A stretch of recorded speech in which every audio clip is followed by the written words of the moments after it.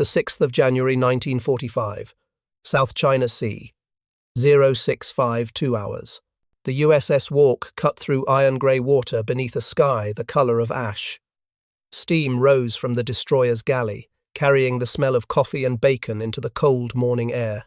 Below deck, in the forward engine room, a 2-3-year-old machinist's mate named Robert Eugene Hall wiped grease from his hands onto a rag that had long ago surrendered to oil stains. The rhythm of the ship was his rhythm now, the deep pulse of turbines, the metallic hum of reduction gears, the hiss of superheated steam travelling through pipes at 600 pounds per square inch. He had learned to hear trouble before it announced itself, to feel the ship's heartbeat through the steel deck plates beneath his boots. Above him, 39 other men moved through their morning routines. Gunners cleaned their 5-inch mounts. Radar operators watched green screens for the telltale blips that meant aircraft. In the wardroom, officers drank coffee from china cups stamped with the Navy anchor. Most were not yet 30 years old. Some still thought of themselves as immortal, though 3 years of Pacific War had begun teaching them otherwise. The Walk was part of Task Force 38, escorting carriers toward Lingayen Gulf, where American forces were tightening their grip on the Philippines. The Japanese called this campaign Ketsugo Decisive Battle. The Americans called it the End Game. No one aboard the Walk knew that in 7 minutes, a 2-year-old Japanese pilot named Nakamura Isamu would aim his Mitsubishi A6M0 directly at their hull, transforming a breakfast watch into 9 minutes that would separate the living from the drowned. The Kamikaze divine wind was born not from ancient samurai tradition, but from desperation measured in mathematics. By late 1944, Japanese naval aviation had hemorrhaged 90% of its experienced pilots. Conventional attacks against American task forces produced casualty rates approaching 95%, while achieving hit rates below 10%. Vice Admiral Takejiro Onishi, newly appointed to command the 1st Air Fleet in the Philippines, performed a calculation that turned young men into guided missiles. A pilot with 30 hours of training could not dogfight a Hellcat. He could not execute a high-angle dive-bombing run, but he could fly in a straight line toward a ship. He could become the warhead. On the 19th of October 1944, Onishi stood before 23 pilots at Mabalacat Airfield and asked for volunteers to form the Shinpu Tokotai, the Divine Wind Special Attack Corps. Every hand went up. They were not fanatics. Most were university students, conscripted from literature departments and engineering schools. They wrote final letters home that spoke not of emperor worship, but of family honor, of protecting younger siblings, of buying time for a negotiated peace that might spare their mothers and sisters from invasion. They were told that one plane, one pilot, one life could sink an aircraft carrier. This was a lie supported by hope and gasoline. Nakamura Isamu had been a law student at Kyoto Imperial University. He liked Western classical music, Beethoven especially, and had once dreamed of studying in Paris. Instead, he learned to fly in aircraft so fuel-starved that training consisted of taxi exercises and a single solo flight before assignment to a special attack unit.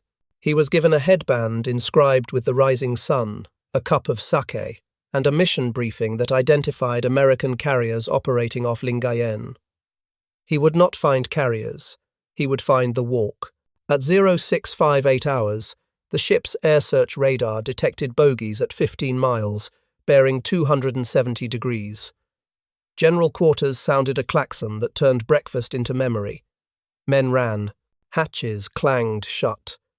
Damage control parties took positions with firefighting equipment that seemed absurdly inadequate, like bringing garden hoses to hell.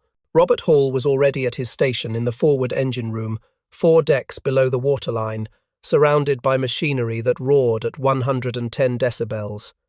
He could not hear the klaxon. He learned of the attack when the chief engineer appeared at the top of the ladder and shouted down into the mechanical thunder, "Air raid! Stay at your stations! Keep pressure on the line!" Hall nodded. This was the contract of the engine room gang. While men above deck could see death approaching, and perhaps dodge it, the men below could only wait and trust that the steel above them would hold. They were sealed inside a compartment designed for efficiency, not survival. The forward engine room measured 30 feet by 40 feet and rose through 3 deck levels. It contained 2 boilers producing steam at 640 degrees Fahrenheit, turbines spinning at 5,000 revolutions per minute, fuel lines carrying bunker oil, and electrical panels distributing enough current to light a small town. A single rupture in the wrong place could flash-fry everyone inside. Hall knew this. Every man in the engine room knew this. They stayed anyway, because without them the ship could not maneuver, and a ship that could not maneuver was already dead. On deck, 40mm Bofors guns swung toward the western sky. Gunners squinted into the rising sun, an old Japanese tactic, attacking from the solar glare where American eyes struggled to track incoming aircraft. The first Zero appeared as a dark cross silhouetted against white light. The second followed 30 seconds behind. The first aircraft drew most of the defensive fire, its wings shredding under the impact of proximity-fused shells that filled the air with steel fragments.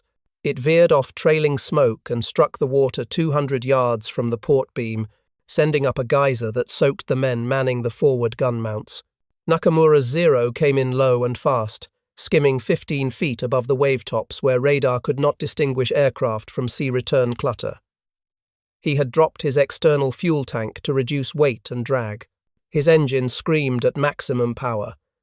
Perhaps in those final seconds he thought of his mother, or of Beethoven, or of nothing at all.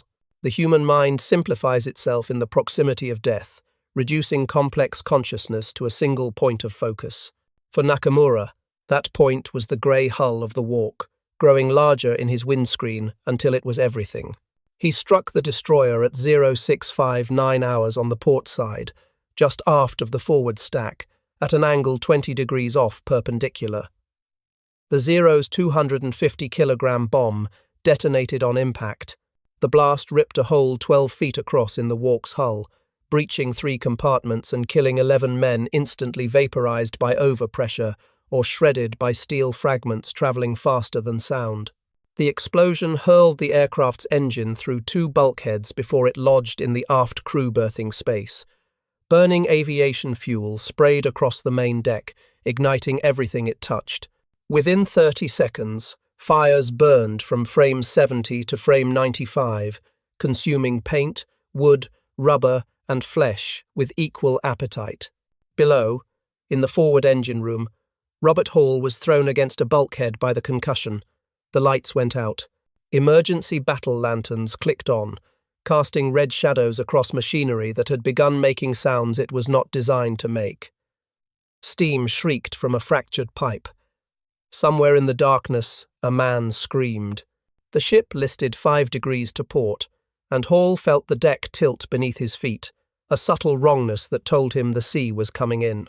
Damage control doctrine in the United States Navy was written in blood drawn from battleships burning at Pearl Harbor. The Japanese had achieved surprise on the 7th of December 1941, but American survivors had achieved education. They learned that ships did not sink from single wounds, but from cascading failures, fires spreading to magazines, flooding spreading to machinery spaces, power failures darkening pumps that might have saved the vessel. The Navy responded with obsessive redundancy. Multiple fire mains, portable pumps, distributed electrical systems, and damage control parties trained to seal ruptures, fight fires, and shore bulkheads using whatever materials came to hand. Every sailor received basic damage control training. But the Navy also created specialists, ship fitters, machinists, and engineers who studied hydrodynamics and structural mechanics, men who could calculate flooding rates and stability margins in their heads while standing in waist-deep water with fires burning above them. Robert Hall was one of these men. He had qualified as a damage controlman 3rd class 6 months earlier, completing courses in ship construction, firefighting, and emergency propulsion. He knew that the Walk displaced 2,200 tons and carried 329 men. He knew the location of every watertight door, every valve, every pump. He knew that the forward engine room was compartment A 303, and that if it flooded, the ship would lose power and stability simultaneously, a death sentence in combat. When the emergency lanterns revealed steam jetting from a ruptured high-pressure line, Hall did not wait for orders. He grabbed a pipe wrench from the tool locker and moved toward the rupture, climbing a ladder through steam hot enough to raise blisters through cotton. The other machinists stared at him as though he had volunteered for execution. Perhaps he had.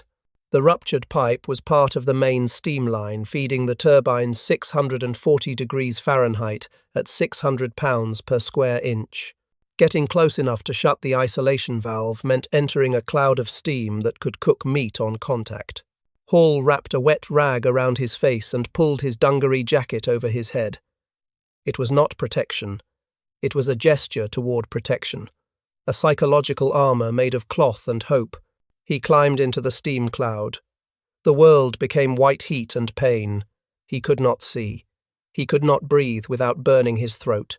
He navigated by memory, counting handholds, feeling for the valve wheel he knew was 3 feet above the catwalk and 2 feet to port.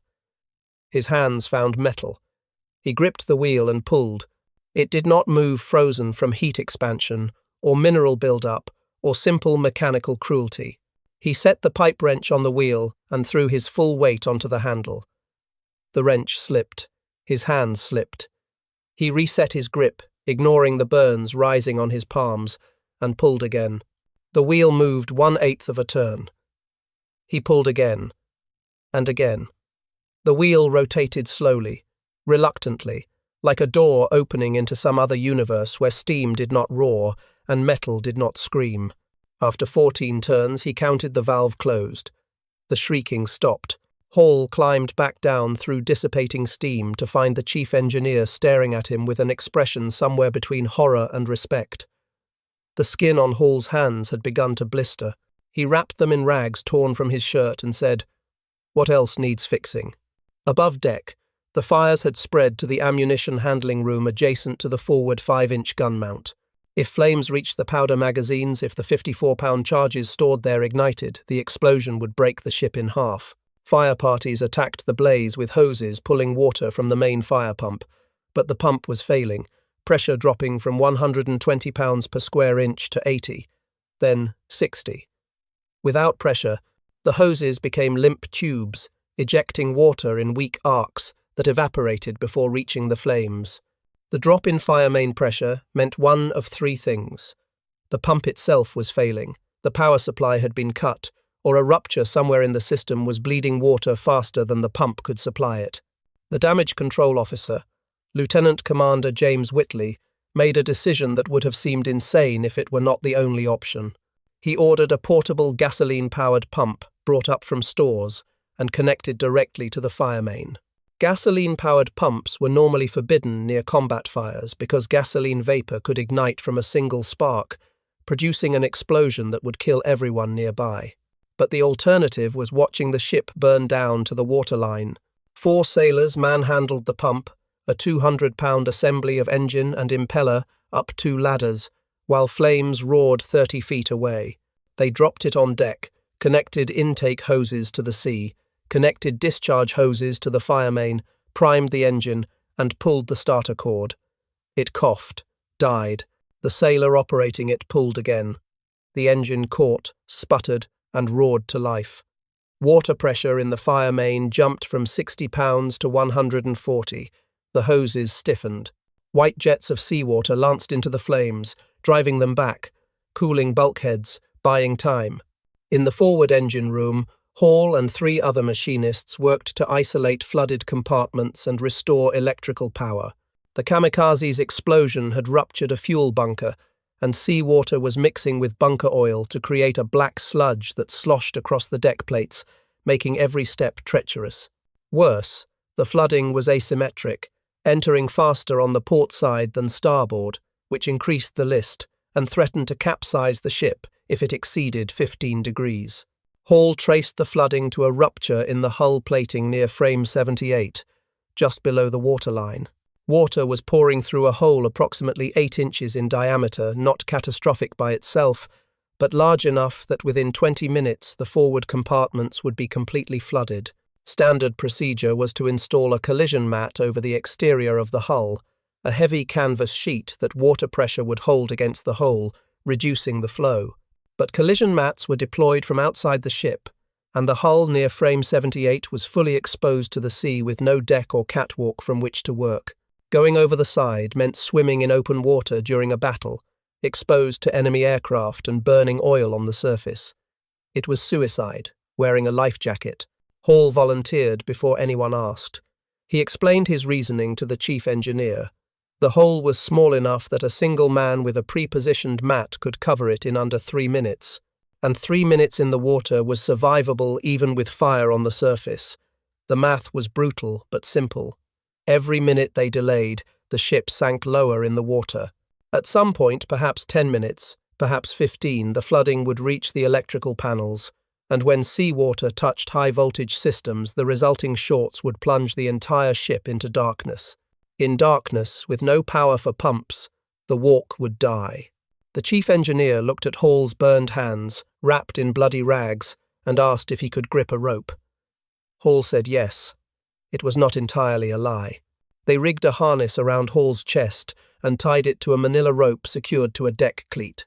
2 sailors would lower him over the port side, while 2 others held the collision mat, a sheet of canvas, 12 feet square, reinforced with rope grommets, and weighted at the corners. The plan was simple. Hall would go into the water, position himself over the rupture, and the crew would lower the mat.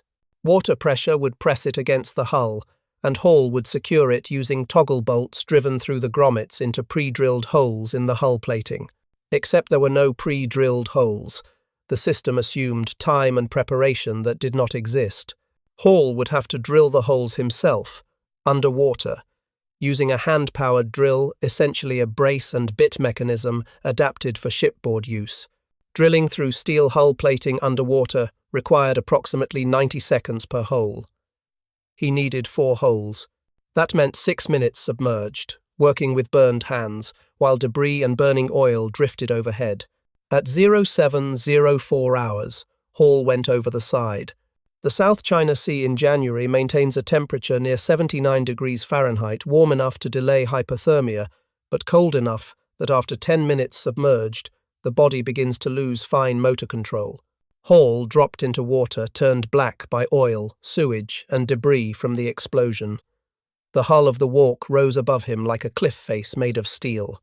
He kicked downward, following the rope, until he found the rupture a jagged wound in the plating through which seawater poured with the force of an open fire hydrant. The current tried to pull him into the ship. He braced his feet against the hull and hand-signaled to the deck crew. "Lower the mat." The canvas descended slowly, billowing in the current like a collapsing parachute. Hall guided it into position, fighting the water pressure that wanted to slam it against the hull prematurely. When all 4 corners aligned with the rupture, he signaled, "Hold position."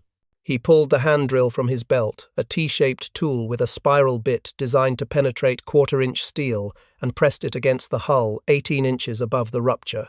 He rotated the handle. The bit skittered across the steel, unable to bite. He pressed harder, burning through his palm wrappings.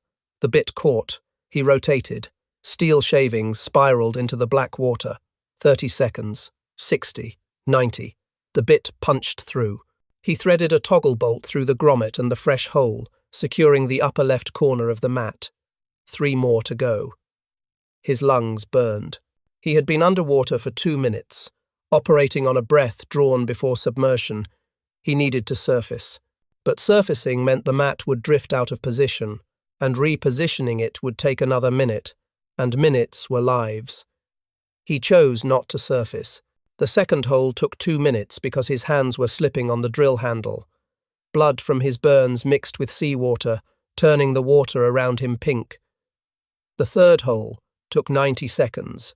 By the 4th hole, his vision had begun to narrow, not tunnel vision exactly, but a gradual dimming at the edges as his brain rationed oxygen to essential functions. He finished the 4th bolt and pulled himself up the rope, breaching the surface after 6 minutes and 40 seconds underwater. They dragged him onto the deck. He vomited seawater, coughed, vomited again, and asked if the mat was holding. A sailor checked the bilge reports coming from the forward compartments and reported that flooding had decreased by 70%. Not stopped, The mat could not seal perfectly against damaged plating, but reduced enough that portable pumps could keep pace with the inflow. Hall allowed a corpsman to wrap his hands in actual bandages this time, white gauze that bloomed red within seconds. Then he went back below to the forward engine room, because the ship was still listing and there was work to do. The psychology of heroism is less romantic than historians prefer to admit. Studies of Medal of Honor recipients and Carnegie Medal winners consistently show that extreme altruism under fire correlates not with grandiose moral philosophy, but with specific circumstances. Small unit cohesion, task focus, and a collapse of the gap between self and group. Hall did not think of himself as saving 96 men. He thought about closing valves, patching holes, and keeping machinery running because that was his job, and stopping was unthinkable, not because of courage, but because the alternative, standing idle while men drowned, was cognitively impossible for someone who had spent 2 years learning to be competent. The United States Navy in World War II was not an ideological organization in the way the Imperial Japanese Navy was. American sailors did not swear oaths to a divine emperor. They did not train in Bushido or pledge death before dishonor. What they had instead was a culture of professionalism so deeply embedded that it became indistinguishable from identity. You did your job because you were a machinist's mate, and machinist's mates fixed engines. You went over the side because you were damage control, and damage control patched hulls. The task defined the self, and the self completed the task. Ideology had nothing to do with it. And yet, ideology was everywhere, not in speeches or flags, but in the material conditions that shaped action. The walk carried redundant pumps, portable generators, collision mats, and hand drills, specifically because American industrial capacity allowed for redundancy. The Navy trained Hall in damage control because the American economy could afford to pull young men out of production for months of education. The ship's machine shop contained a lathe, a milling machine, and enough raw stock to fabricate replacement parts at sea, a logistical miracle that Japanese destroyers could not match because Japan lacked the steel, the machine tools, and the fuel to maintain such redundancy. Nakamura had flown to his death in an aircraft stripped of radios and armor to save weight. Hall saved 96 men using tools his ship carried as standard equipment. The contrast was not moral, it was mathematical. Democracy did not make Americans braver, it made them better supplied. By 0710 hours, the fires on the main deck were contained. By 0714, electrical power was restored to critical systems. At 0718, the portable pumps had reduced flooding enough that the list stabilized at 7 degrees, uncomfortable but survivable. The walk was not going to sink. She was not going to explode. She was, against all reasonable expectation, going to survive. The final casualty count was 13 dead and 22 wounded. Among the dead was Seaman First Class Martin Torres, who had been manning a 40mm gun mount when the Kamikaze struck.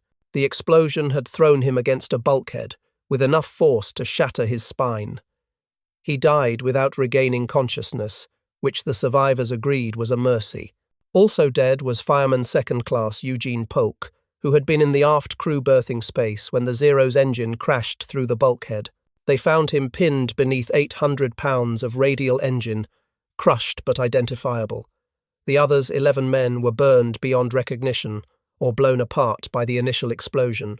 They were identified by process of elimination, by checking who did not answer muster, by comparing dental records when dental records still existed. The wounded included Hall, whose hands were burned severely enough that a Navy surgeon aboard the hospital ship Solace would later recommend skin grafts. But the walk did not have a surgeon, only a pharmacist's mate with morphine and sulfur powder. He bandaged Hall's hands, injected him with penicillin to prevent infection, and sent him back to duty because the ship was still at general quarters and every able-bodied man was needed. Hall returned to the forward engine room and worked another 6 hours straight, supervising repairs to the steam system, monitoring the pumps, and ensuring that the turbines continued spinning at the precise RPM needed to maintain formation with the task force. He did not sleep. He did not eat.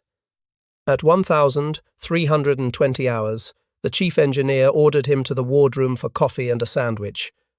He drank the coffee. He could not hold the sandwich without his hands shaking from fatigue and shock, so a mess steward cut it into small pieces and fed it to him like a child. He returned to the engine room at 13:35 hours. The Walk remained at sea for another 18 hours before being detached to Leyte Gulf for repairs. During that time, she maintained station, her engines turning, her guns ready. She was still a warship. She was still part of the fleet. The men who kept her running did not think of themselves as heroes. They thought of themselves as sailors doing a job that happened to involve burning hands and flooded compartments and the ever-present possibility of drowning in darkness while the sea poured in. The Kamikaze campaign ultimately failed not because the pilots lacked courage but because mathematics eventually trumps willpower. Between October 1944 and August 1945, approximately 3,800 kamikaze sorties were flown against Allied naval forces. They sank 47 ships and damaged another 300. In exchange, Japan expended 3,800 aircraft and 3,800 pilots, an entire generation of young men transformed into ammunition. The kill ratio was poor. Conventional attacks, when flown by experienced pilots, achieved better results with lower losses. But Japan no longer had experienced pilots, and so they used the pilots they had in the only way that made tactical sense, as guided missiles. The campaign succeeded in inflicting psychological damage disproportionate to its material effect. American sailors learned to fear the sight of a single aircraft diving from altitude, engine screaming, trailing smoke, committed to impact. The fear was rational. Guns could miss. Proximity fuses could fail. Even when defensive fire shredded a kamikaze's airframe, momentum often carried the wreckage into the target. There was no defense except destroying the attacker so completely that no debris reached the ship, and that required time, accuracy, and luck. But fear did not translate to defeat. The U.S. Navy adapted with layered air defenses, radar picket destroyers, and combat air patrols that intercepted kamikazes before they reached the main fleet. American shipyards replaced losses faster than kamikazes could inflict them, and American damage control taught in schools, drilled endlessly, supported by redundant systems and abundant materials, kept most damaged ships afloat long enough to reach repair facilities. Nakamura Isamu died, believing his sacrifice would turn the tide. He was wrong, but he was not a fanatic. He was a two-year-old law student who loved Beethoven and wanted to study in Paris, who died in flame and concussion because his nation had run out of options and decided that human lives were the last ammunition it could afford to expend. There is no honor in this, only waste. Robert Hall was awarded the Navy and Marine Corps Medal for his actions aboard the Walk, the Navy's highest non-combat decoration for heroism. The citation read, in part, "For heroic conduct during action against enemy aircraft, when fire and flooding threatened the loss of his ship, machinist's mate second-class Hall, with utter disregard for his own safety, and despite severe burns, closed ruptured steam lines, secured flooded compartments, and went over the side to install a collision mat while exposed to enemy action and burning oil. His courage, initiative, and devotion to duty were in keeping with the highest traditions of the United States Naval Service." The medal was presented to him in a brief ceremony aboard the repair ship Hector while the Walk was in dry dock. Hall accepted it, saluted, and returned to work. He never wore the medal. It stayed in a box with his other service memorabilia, a collection of items that he would rarely discuss and never display. When asked about the event years later, he would say only that he did what anyone would have done, which was both true and false. Anyone could have done what he did. Not everyone would have. The Walk returned to service in March 1945 and participated in the Okinawa campaign, where she survived 2 more kamikaze attacks, both intercepted by defensive fire before impact. She was decommissioned in 1946 and sold for scrap in 1947, her steel recycled into the post-war economy. The men who served aboard her scattered to civilian life. Most did not stay in touch.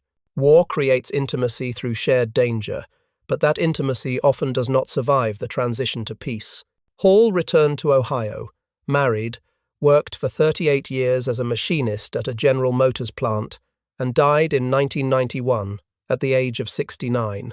His obituary in the Cincinnati Enquirer did not mention the Navy and Marine Corps medal. It noted that he was survived by his wife, 2 daughters, and 5 grandchildren. It said he enjoyed woodworking and fishing. It said he was a member of the local VFW post. It did not say that he once saved 96 men in 9 minutes using a pipe wrench and a hand drill, because he had never talked about it, and his family did not know.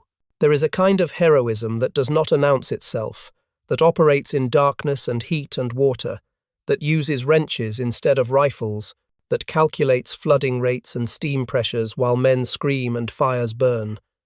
It is heroism defined not by the spectacular gesture, but by the relentless competence applied to terrible problems under impossible conditions. It does not make for stirring propaganda, because it is too technical, too specific, too dependent on knowing what a collision mat is and why a ruptured steam line at 600 pounds per square inches will kill you faster than bullets. But it is heroism nonetheless, the kind built not on ideology but on training, not on grand speeches but on the quiet insistence that systems will function, that machinery will run, that ships will not sink because someone, somewhere, knows how to close a valve even when his hands are burning and the world is ending around him. The Kamikaze believed that spirit could overcome material. The Americans believed that material, properly applied, could make spirit irrelevant.